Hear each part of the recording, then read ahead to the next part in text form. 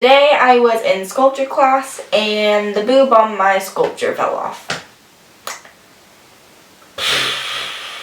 Hey guys, it's Keiko, welcome to my channel. So today I'm going to be talking about the Italian school system. So this is basically how it works, but keep in mind this is only high school. So when you're 14 years old, you pick the school you want to go to. It's like art school, science school, language school, classic school, all things like that. So you go to high school from when you're 14 years old and then you finish when you're 19 years old. There are 5 grades of high school here. Italian schools don't have any clubs or sports or anything like that. You just go to school. It usually starts around 8 a.m. and then it ends around 2, 1, depending on what school you go to. After school, right when the bell rings, you just go home. You don't stay after school, you don't talk to your friends, you don't ask teachers about questions, you just go home. So if you have a question on homework or anything and you need tutoring from a teacher, you don't do that. You don't get to have that. You enter at 8, you leave at 2. It's just the way it is. Italian schools don't have a janitor. You don't really have a student ID, and you have school occupations. So basically what a school occupation is, students will occupy the school for a week, 2 weeks, depending on how long it is approved for. And I'm not really sure if it's legal or not, but most schools in Italy do this. So you take over the school, you kick all the teachers out, and you just don't really have class. And the reason they occupy the school is to protest for like better things in the school. So they'll go around the city and like sell bracelets and try to raise money for like paint and mops and things to clean up the school with so that the environment in the school is a lot nicer to study in. Teachers here scream and yell and throw a fit 24/7.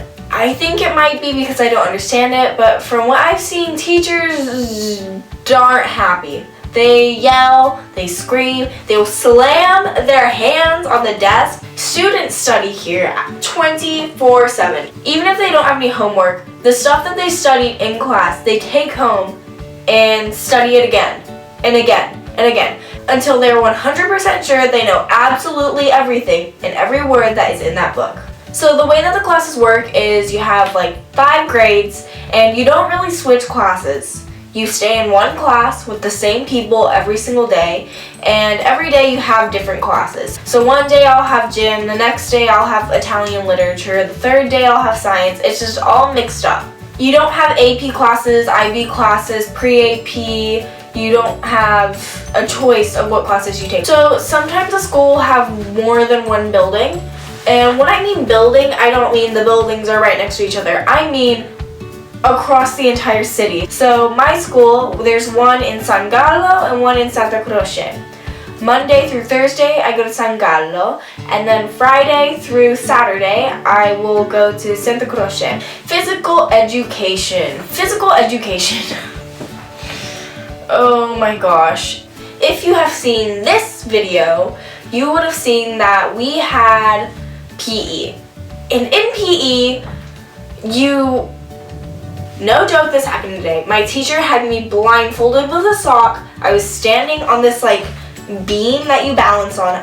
I couldn't see anything, and she had me flop onto a mattress like a cheese stick. In Italy for the tests, you do not have multiple choice, and it's horrible. You have essays, as in the teacher will read out one question to the entire class, and you have to write 5 freaking pages on this one question. The way tests also work is you have verbal tests, which they call interrogazione. And in an interrogazione, they call up maybe 2-3 students at random. And for the entire class, the teacher will just like verbally ask them questions in front of the entire class. So if you did not study for this and you are not ready, that's too bad because you have to go and embarrass yourself up there. And if you don't speak Italian, it is a struggle. So the way the grading system works, it goes from 1 to 10. So the lowest you can get is a 1 and the highest you can get is a 10. But 10s are basically impossible here unless you're ridiculously bright and all you do is study and you have no social life whatsoever. You might get a 9.5. Also, 1s aren't very common. With interrogazione, it starts about a 3 or 4, and failing is about 4.5, 4, depending on what school you go to. Since my school goes from 8 o'clock to 2 o'clock, we have a break. And this break consists of a solid 10 minutes! Woo! 10 minutes to eat. In Italy, their mentality is you do not eat lunch at school. You eat lunch after school at home. So during your break, my school has like a bar where you can go buy sandwiches, or there's going to be vending machines, and that's usually what students do. In those 10 minutes they eat and then they go back to class. In between classes, there is no break whatsoever. You just go from class to class to class to class. You don't get to walk to a different classroom. You stay in the same classroom and the teachers switch in and out. No food or cell phones in class. So in my last video, if you haven't seen it, just click anywhere on my screen right now. Okay, so in this video I explained Italian teenagers and their clothing.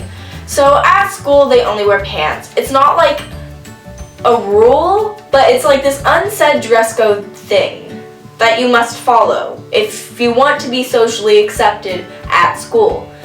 And teachers won't look at you like a baby prostitute. If you understand that quote, you understand my life.